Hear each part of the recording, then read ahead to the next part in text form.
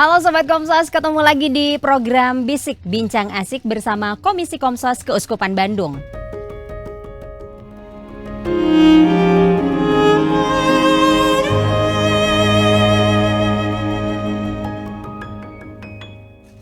Oke, kali ini saya tidak berada di studio Komsos ya, tapi saya sedang berada di IP Farm. Apakah itu IP Farm dan ngapain saya ada di sini? Nah, penasaran kan Sobat Komsos? Kalau gitu ikut saya yuk, kita bakal ketemu sama Pak Ivan Linggar dan kita bakal ngobrol seputaran jamur. Jamur apa yang bakal kita obrolin? Yang pasti ini adalah enak dan juga sehat. Ayo kita ikut.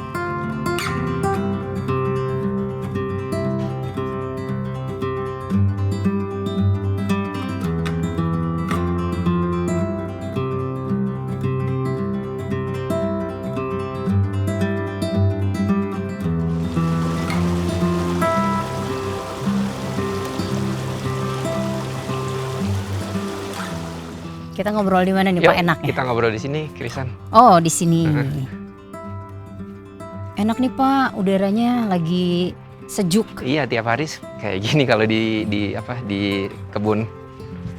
Lagian daerah atas juga ya Pak ya? Iya. Silakan. Terima kasih. Wah, ini cedem kalau bahasa Sundanya. Apa tuh artinya? Saya orang, Cedem. Pak Ivan orang mana emang? saya dari Jakarta. Oh, selamat pagi. Silakan, ini produksi kebun kami. Oh, apakah ini? Ini teh oregano. Ah, teh oregano. Iya. Saya kalau oregano tuh biasanya makan pasta kan ya? Iya, Ibu ya, saya buat itu pasta. Buat Oke, terima kasih. bisa mungkin juga bisa. Silakan. Terima kasih. Ini harus dicoba nih. Ini nggak ada nuangnya biasa aja kan? Biasa aja. Nggak ada harus gimana gitu. Khasiatnya apa nih Pak? Teh oregano. Baru pertama kali dengar loh saya. Ini mau dituangin atau saya tuang sendiri? Saya tuang sendiri aja. Saya coba ya Pak ya? Iya, boleh, silakan.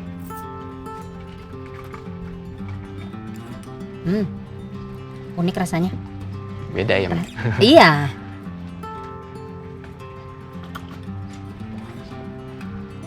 Lucu-lucu. Wah, ini Sobat Komsos harus coba nih. Iya, Dan ini nggak pakai gula ya? nggak pakai gula. Di sini kita ada macam-macam teh herbs. Jadi ada oregano, ada rosemary, ada mint, ada marjoram. Itu dibikin teh. Iya, dibikin teh. Dibikin teh dan juga dibikin seasoning biasanya yang tadi buat seasoning masak itu. tadi. Iya. Ini kan tadi kita sempat sempat ngobrol juga tadi pas kita jalan ya. Ini luas kebunnya kan 5,7 5,7 hektar. Besar banget gitu. Iya. Iya, besar. Ada yang lebih besar soalnya. Ada yang lebih besar. Ini di sini tanaman itunya apa Pak? Maksudnya nanam utamanya? Utamanya kita jamur-jamuran ya. Dari jamur itu yang utama jamur shiitake. Ada jamur shiitake, jamur tiram, jamur linci, jamur maitake, jamur kuping. Jamur linci itu jamur apa? Jamur linci itu dia jamur. Kalau shiitake kan udah, saya udah shiitake yang biasa familiar buat gitu. makan. Iya. Nah, kalau jamur linci itu tidak bisa dikonsumsi untuk makan. Jadi dia cuma bisa dibuat sebagai minuman. Jadi sebagai teh seperti ini atau sebagai direbus sebagai bahan obat. Itu jamur linci.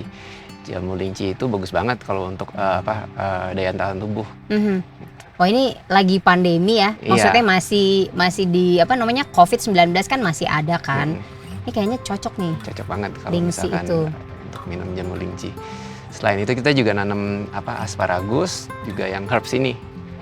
Jadi yang utama itu jamur, asparagus dan tanaman herbs. Oke. Kalau nggak salah tadi ada ini juga ya, saya sempat baca-baca soalnya artikel jagung. Ada juga ya di sini? Ada jagung, tapi kita lagi nggak nanam karena lagi ada kena problem hama. Jadi kita lagi stop nanam jagung, kita nanam yang lain dulu. Nanti kalau hamanya udah bisa teratasi baru kita nanam jagung lagi. Ini kok bisa sih Pak awalnya bikin kebun seluas ini 5,7 hektar? Awalnya dulu itu kita udah 30 tahun lebih. Awalnya kita mulai tahun 87. Yang mulai ini dulu founder kami namanya Bapak Ganda Kusuma. Dia itu emang hobi makan sayur. Dia juga hobi cocok tanam. Nah, zaman dulu itu kalau dia ke supermarket, dia tuh nggak dia selalu nemu sayuran impor di supermarket, khususnya jamur shiitake. Iya. Ya, waktu itu belum ada perkebunan jamur shiitake di Indonesia. Nah, itu mulai muncul ide dari dia. Dia ajak adik iparnya yang dari Ibu Asri Sunarti itu untuk bikin perkebunan jamur shiitake di Indonesia. Nah, karena waktu itu belum ada perkebunan jamur shiitake Indonesia, kita sebagai pionir waktu itu. Untuk belajar budidaya jamur shiitake ini kita Bu Asri Pak Ganda tuh sampai harus pergi ke Cina, ke Taiwan, ke Jepang karena asalnya kan dari sana jamurnya untuk belajar si budidaya jamur ini. Sampai jauh-jauh ya? Sampai jauh-jauh. Belajarlah ke negeri Cina. Iya, karena nggak ada yang nggak belajar di sini, nggak ada yang belum ada kan. Nah, setelah itu beriring waktu makin lama kita nambah selain shiitake ada jamur tiram, ada jamur lingci, ada jamur maitake, ada jamur kuping. Nah, kita juga nanam yang lain sayuran seperti sekarang ada asparagus, ada herbs yang salah satunya yang diminum ini, terus jagung salah satunya. Banyak ya? Banyak. Dan yang saya tahu juga IP Farm ini juga kan terbuka untuk umum ya? Iya, terbuka. Sekarang terbuka untuk umum. Baru beberapa tahun ke belakang berarti? Iya, baru kalau dulu kita nggak dibuka untuk umum. Karena memang khusus buat khusus kebun. Kebun. Pertanian gitu ya. Terus itu hasil kebunnya didistribusikan kemana? Kalau sekarang kita banyak ke supermarket dan hotel, restoran horeca, hotel, restoran, kafe. Kita juga sekarang jualan online yang distribusinya langsung ke masing-masing pelanggan. Oh, ada online juga. Iya, ada online. Dulu awalnya karena COVID. Karena COVID banyak permintaan dari teman-teman, dari saudara yang beli sayur tapi maunya langsung dianterin ke rumahnya karena mungkin karena lockdown dulu kan orang nggak boleh keluar rumah.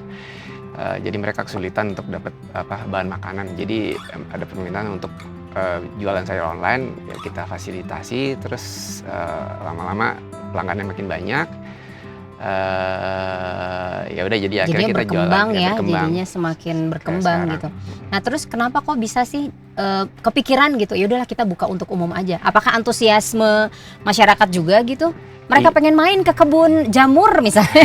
Iya gitu. Jadi oh iya, serius?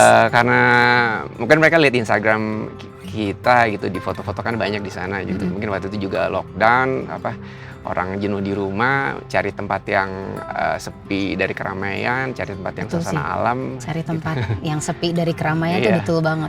Yang suasananya terbuka, alam seperti ini. Jadi banyak permintaan dari customer, dari teman, dari saudara yang minta untuk berkunjung ke kebun di sini gitu. Tapi karena kita belum ada tempatnya, kita belum buka ini untuk umum. Jadi awal-awal. Tapi lama-lama banyak orang yang minta, akhirnya ya udah deh kita putusin, kita buka untuk umum, kita bikin kafe kecil yang di situ mereka bisa datang, mereka juga bisa lihat suasana kebun, mereka bisa nikmatin hasil kebun juga. Tadi langsung. Yang di depan yang di depan itu kan kafenya kan? Iya, di depan itu tadi. Enak sih, maksudnya suasananya enak gitu, cozy. Nah, kalau misalnya yang kesini menunya jamur pasti. Jamur satu, sayuran. Nggak ada daging-dagingan, nggak ada? Oh, nggak ada? Nggak ada, iya. Oh, berarti kalau misalnya temen sobat Komsos yang datang ke sini cari menu daging nggak ada ya? Nggak ada. Ada daging buatan. Daging buatan. Oh, serius juga itu ada? Ada. Kita ada misalnya jual burger gitu atau sate itu tapi dari jamur. Oh, tapi saya pernah sih makan daging buatan itu terbuat dari jamur gitu. Itu saya pernah makan. Itu enak sih. Ntar boleh dicoba yang di sini. Serius ya? Saya kalau udah ngomongin makanan ya, sobat Komsos langsung gercep gitu, gerak cepat ya. Oke, itu seru juga ya. Dan antusias masyarakat gimana, Pak? Banyak. Banyak karena Mungkin ya itu yang tadi saya bilang, lockdown, mereka cari tempat yang sepi tapi terbuka ya. Jadi kita banyak banget pas zaman COVID kemarin yang emang ditutup di mana-mana, kita malah banyak pengunjung yang kesini gitu. Tapi dengan dibatasi ya. Tetap dibatasi dan prokes ya pastinya. Kalau sekarang kan kayaknya udah lebih bebas ya. Iya, sekarang udah lebih bebas. Jadi mungkin lebih banyak yang datang juga. Iya. Nah di sini mereka datang tuh biasanya ngapain? Bisa ngapain aja gitu mereka kesini? Kan kalau orang kan kalau misalnya datang apalagi wisata alam gitu ya, pengennya kan ada yang mainan ini, mainan itu. Kalau kesini ngapain? Di sini kita ada tur kebun, kita bisa keliling kebun di sini. 5,7 hektar loh. Ya, 5,7 hektar. Dikelilingi. Kita juga bisa ada edukasi tentang sayuran dan tanaman di sini, jamur khususnya gitu, cara nanamnya. Oh, diajarin. Diajarin garis besar, bukan diajarin iya. ya, bukan diajarin detail. Juga bisa lihat macam-macam sayuran-sayuran yang kita tanam di sini. Gitu. Jadi juga ya menikmati hasilnya nanti. Iya sih. Seru juga ya. Kalau misalnya anak sekolah gitu bersama sekolah pernah sering kok. Sering juga sering ada yang ada di sini kunjungan, mereka study tour ke sini. Ada beberapa yang berapa kali kunjungan ke sini. Nah ini kan kendalanya cuaca nih ya Pak ya. Betul nggak sih sekarang kan udah mulai musim-musim hujan. Beberapa minggu ke belakang juga hujannya tuh udah mulai dari siang. Siang terus aja. Kalau di sini sama juga. Kan beda soalnya kadang-kadang beda daerah itu beda namanya beda curah hujan dan beda waktunya gitu. Sama ya sering. Ini kendalanya apa nih? Kendalanya kalau hujan itu kalau sayuran-sayuran yang seperti di depan ini kayak sawi itu dia jadi gampang rusak karena gampang coklat daunnya gitu. Tapi kita juga banyak juga yang tanaman yang kita tanam di dalam growing. Kalau growing kan nggak akan kena hujan. Kayak jamur pasti semua dalam growing, asparagus pasti dalam growing. Mereka kalau misalnya kayak jamur gitu lebih butuh panas atau lebih butuh dingin sih? Butuh panas dan dingin dua-duanya. Oh dua-duanya. Jadi imbang. Ada imbang. Jadi mereka butuh kalau kayak jamur shiitake dia butuh 10 derajat panas dan dingin perbedaan. Jadi kalau malam dia butuh dingin, kalau siang dia butuh panas. Gitu. Nah, ini kalau ngatur cuaca kan susah ya? Iya susah. Agak PR gitu, cuaca. Makanya kita bikin growing kan, growing itu yang diatur. Jadi si kelembapan si growing itu diatur, udara yang masuk, panas yang masuk juga diatur. Kalau misalnya lagi kita butuh panasnya, kita buka pintunya atau kita buka pembungkusnya. Ini seru nih main kesini. Jadi buat Sobat Komsos juga kalau misalnya butuh healing, pemandangannya kan bagus banget Pak. Iya bagus banget, kita kebun tapi dikelilingi sama pegunungan sekeliling kalau nggak lihat. Iya betul. Pak Ivan tadi kan kita sempat ngobrol kalau misalnya menanam jamur itu budidayakan jamur itu kan butuh namanya dingin ya, cuaca dingin sama dengan cuaca panas juga, jadi balance gitu. Cara budidayanya sendiri sebenarnya gimana sih? Saya jelasin singkat aja ya. Boleh, mau panjang juga boleh Pak. Jadi pertama biasanya kita lakukan kutu jaringan. Kutu jaringan itu untuk kita pembibitan. Jadi dari kutu jaringan itu kita pakai media tanam nanti dari agarnya, tapi bukan agar yang buat makan, agar khusus untuk pembibitan jamur. Ada khusus itu.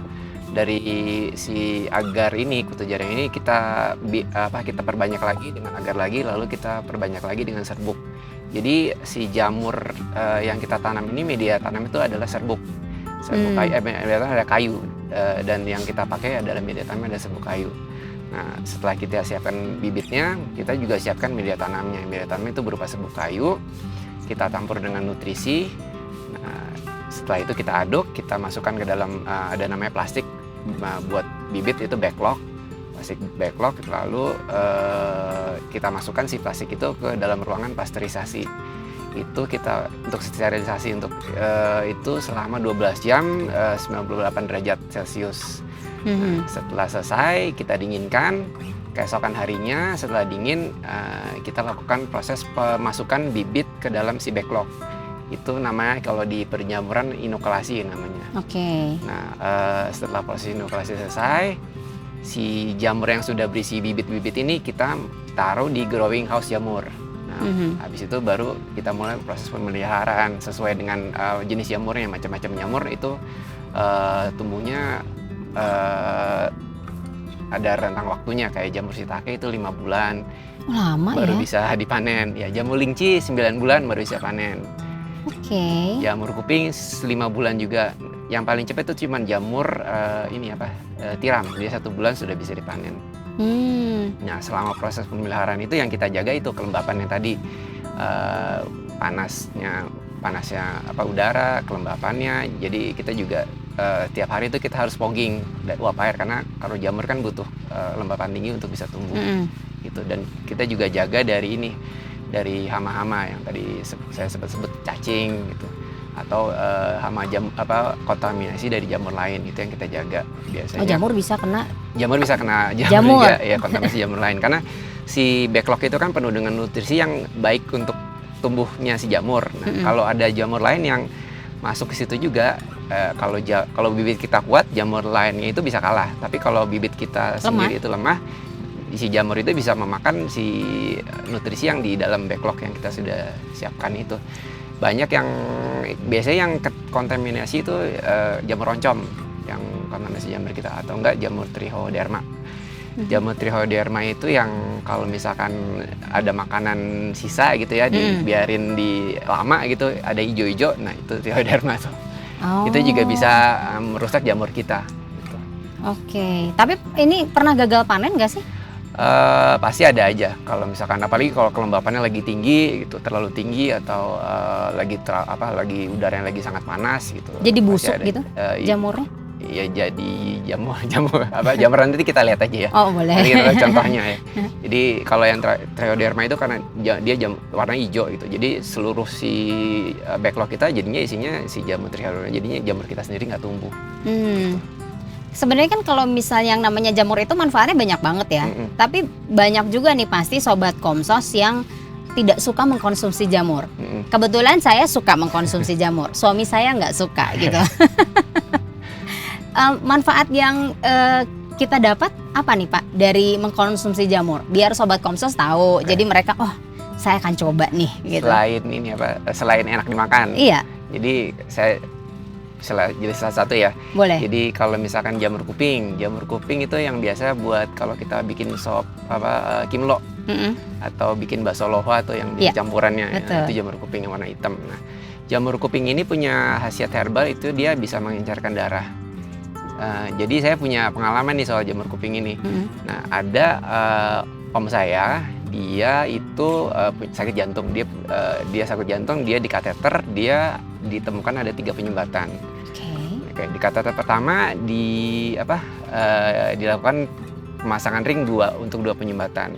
Untuk 1 penyumbatan lagi itu akan dilakukan 3 bulan setelah kateter pertama.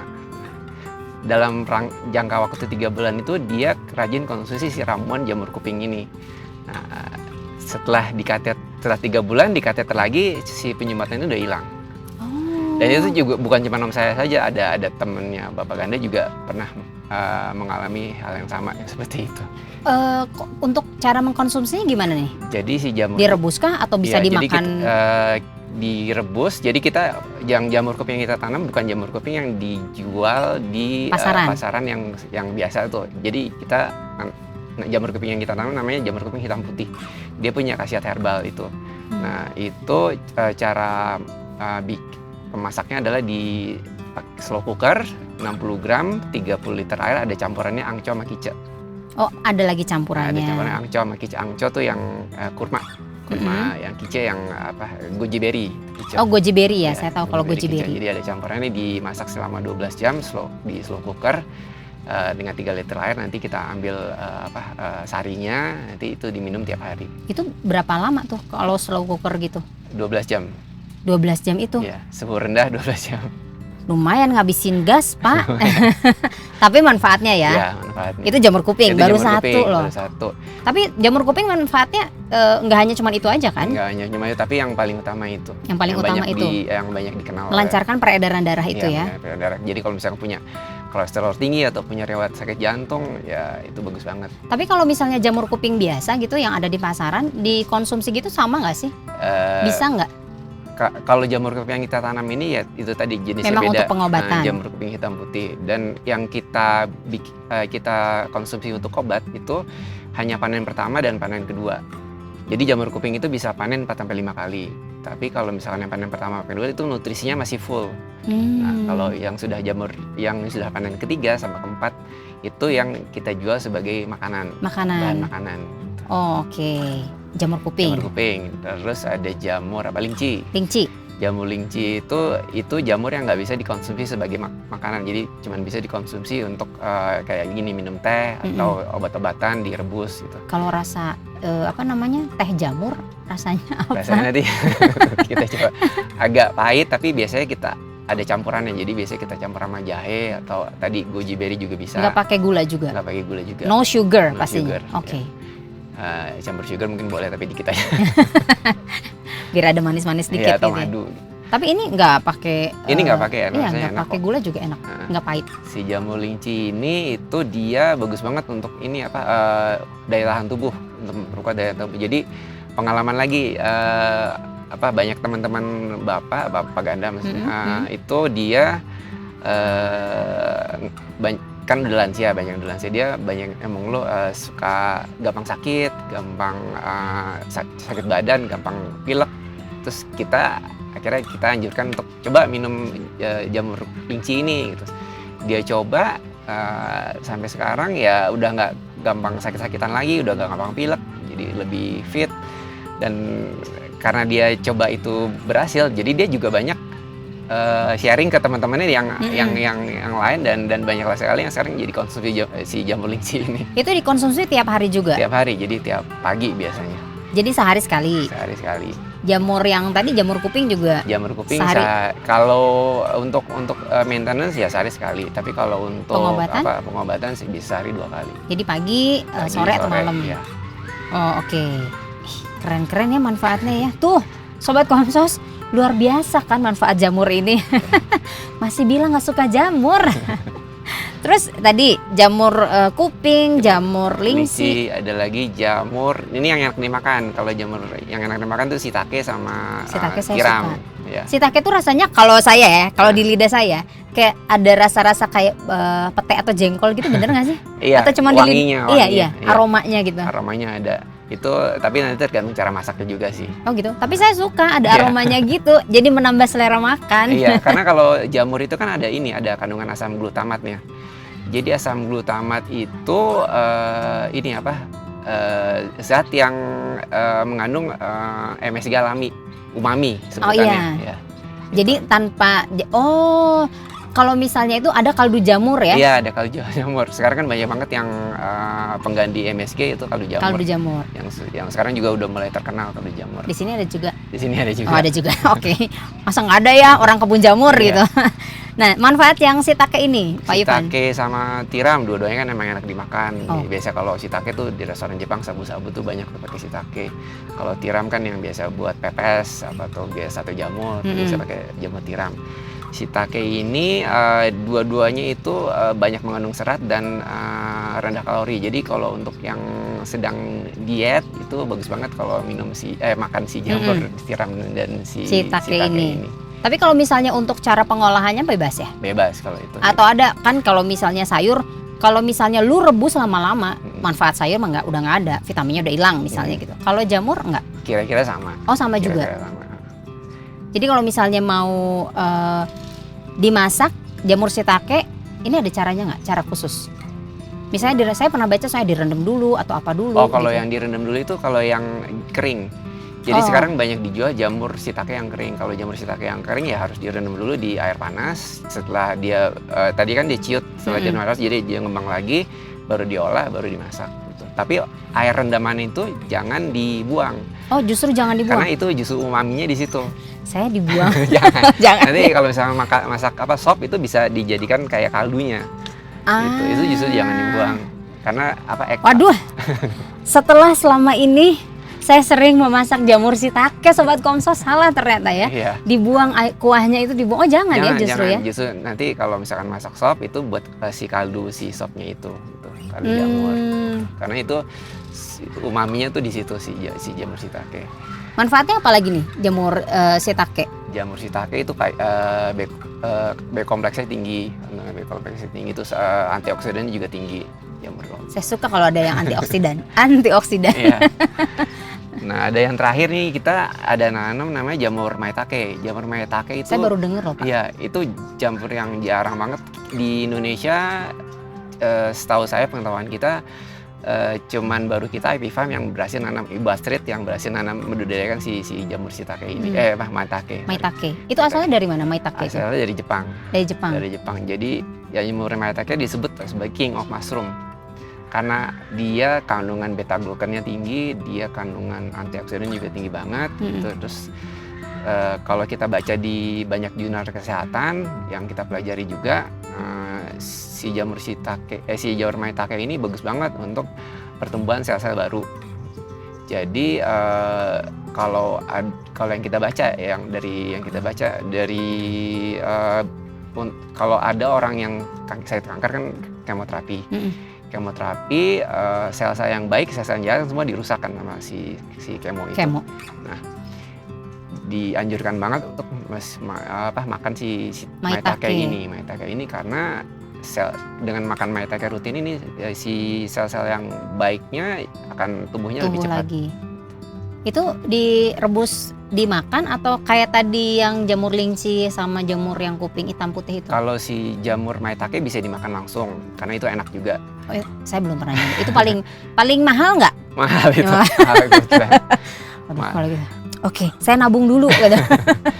Kalau dulu, setahu saya dulu zaman Jepang gitu, 100 gram jamur maitake itu dihargain 100 gram silver.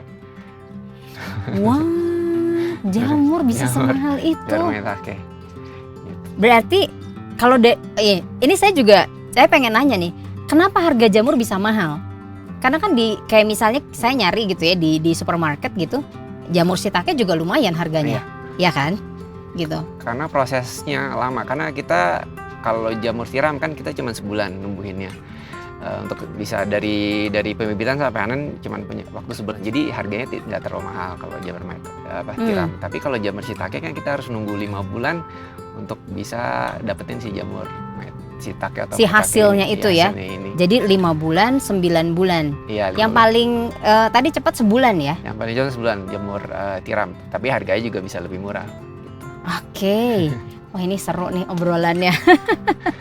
Oke, Pak Ivan, kayaknya kita tutup dulu nih ya. Kita akan kita closing dulu. Terima kasih sudah mau ngobrol-ngobrol di episode Bisik. Terima kasih sudah boleh hadir di sini melihat kebunnya 5,7 hektar ini loh, dan ngobrolin seputaran jamur, manfaatnya juga. Oke, Sobat Komsos, terima kasih sudah menonton episode Bisik kali ini. Mau makan enak, mau makan sehat, nah ini ya, makan jamur. Ya sudah, kalau gitu kita ketemu lagi di episode Bisik berikutnya. Dadah!